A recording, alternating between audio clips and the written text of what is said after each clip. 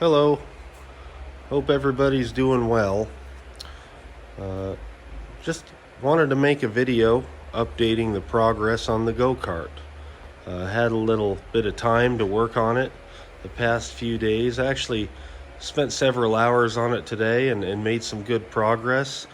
And this will probably be the last video before I reach a point where I feel like I'm able to test drive it. Last time around, I think we kind of made note of some of the framework that I got done, and aside from the the additional stuff that I need to get on the axle, where I'm at right now is needing the fuel pump and the chain. And so that stuff is on order, and I'm waiting on that. And that's kind of what stopped me on further moving forward today. And so, but anyway, yeah. So since that last video on the axle update, I went ahead and I mounted up my brake, and I just got that manual disc brake from. This particular one is from Go Power Sports. I'm sure they're available from other distributors, but that's where I bought this from.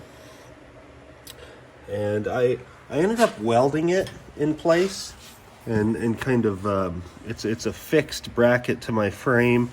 I wanted to bolt it. I thought that maybe that would simplify if I needed to disassemble my axle. Then I could unbolt my bracket and then take my caliper off if disassembly was necessary. But it's sometimes it's just so much easier to set stuff in place and weld it, and faster. That's what I ended up doing on this. I just ended up welding this upper part of the bracket to the frame, and then kind of getting a piece of flat steel, and I strutted that bottom portion back up to this front part of the frame here, and so it's nicely supported top to bottom. What I did to bring all that to the pedal is I used some heavy gauge, I guess like steel rod. I don't know how big it is, gauge wise, but it's got to be an 1/8 inch, at least an 1/8 inch, and it might be like 3/16. It's pretty stout. I just simply bent a loop in the rear, looped it through that arm of the caliper, and every so often I shrouded it with some steel tube to kind of protect it and keep it in line. So I got a steel tube there to kind of keep it in line, piece there, and then as I come forward to my brake pedal, I shrouded it for a pretty big distance here, because I didn't want my foot to hit it, and which I think would probably accidentally apply the brakes if I'm stomping on that. And so I shrouded it up pretty good where my feet go, and it works. There's nothing wrong with the way it functions. Works great. I had an old spring. Hell, I don't know where I got it from. Sometimes I just keep that stuff and throw it in a bin. Well, it came in handy for this scenario here.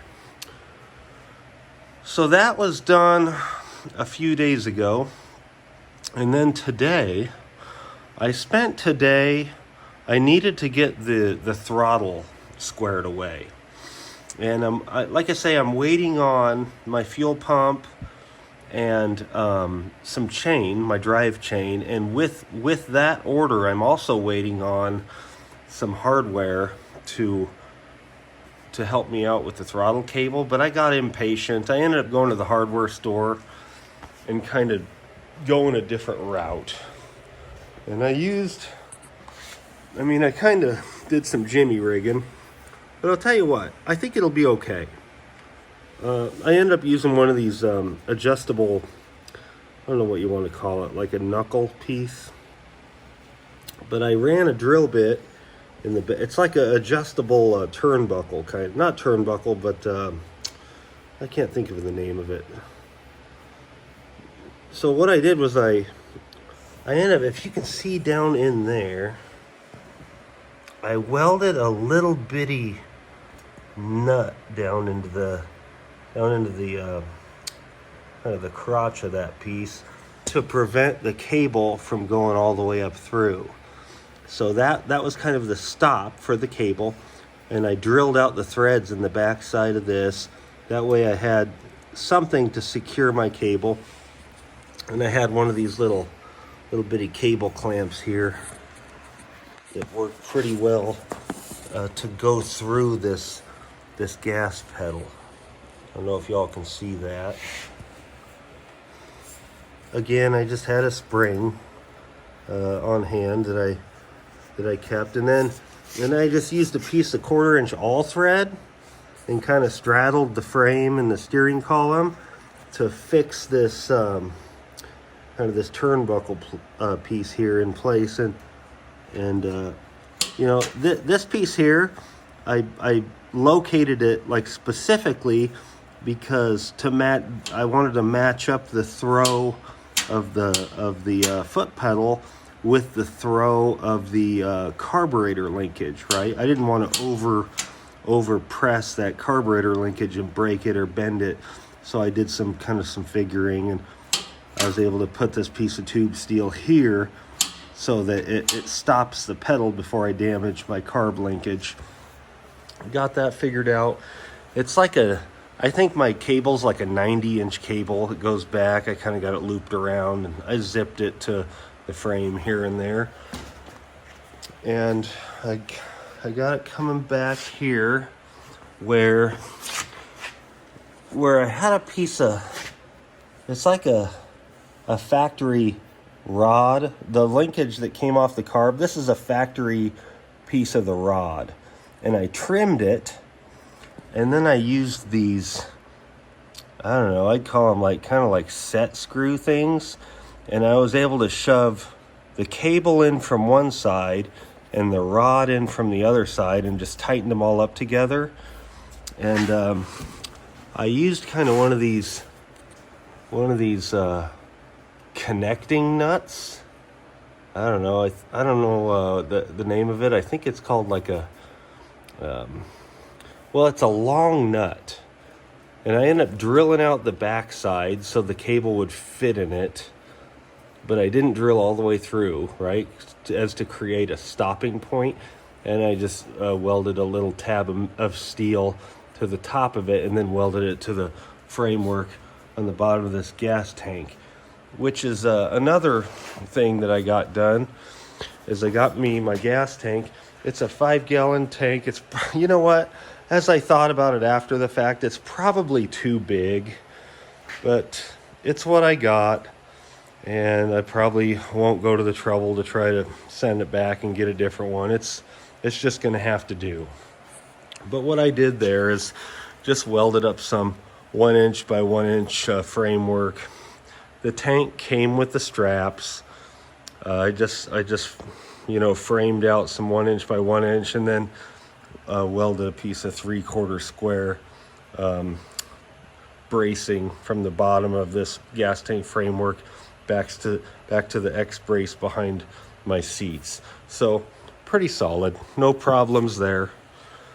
So since the last video, I was able to get the brake hooked up, accelerator hooked up, the fuel tank hooked up, at least mounted, and now I'm waiting on, like I said, the fuel pump and some chain.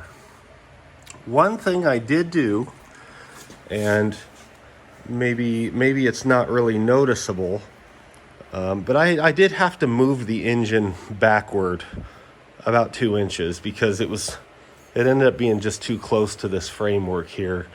So I hope that I didn't make it back heavy by doing that. So that had to be done to give myself some clearance. And then finally I did mount my seats. Had a nice set of seats. The seats came with some bracketry. Really simplified my mounting. 4 bolts per seat. That's all there was to it. I kind of made some addition to my framework to accommodate these brackets. Pretty happy with the way it turned out. They feel really solid. I don't feel like they lack stability at all. Pretty happy with it. The only thing that I may work on is I may do some shimming in the front portion of the seats to actually lean them back a little more. They feel good, but I'm thinking about that. I don't know yet. So that's the updates I've got going so far. I feel okay about where it is right now. I'm excited to test drive it before really I do much more to it. I know in previous videos I've talked about adding suspension to it and that type of thing, but I want to ride it and make sure the engine runs well before I go and spend a whole lot of time and putting a whole lot more hours in this thing and make sure it runs really good. So that is where I'm at today. One thing I do want to do eventually is this motor. It had a wire loom with it when I bought it. I know the motor runs, and I would like to hook up a kill switch to this motor. So if anybody has any knowledge of these Briggs, please, share with me some information. I would like to hook up a kill switch to this engine, even if it's just like a little generic little push button kill switch. But here's kind of the electronics back here. Apologize for the view, it's kind of tight quarters, but well, one way or another I'll probably figure something out. But I'm guessing some of you all out there have some more knowledge on this motor than I do, and well, I'd sure appreciate any input if anybody knows how I might hook up a kill switch to this motor. So thank you for watching, and I hope you enjoyed. Again, I will update as we move forward. I think the next video might be the test drive. So have a great day.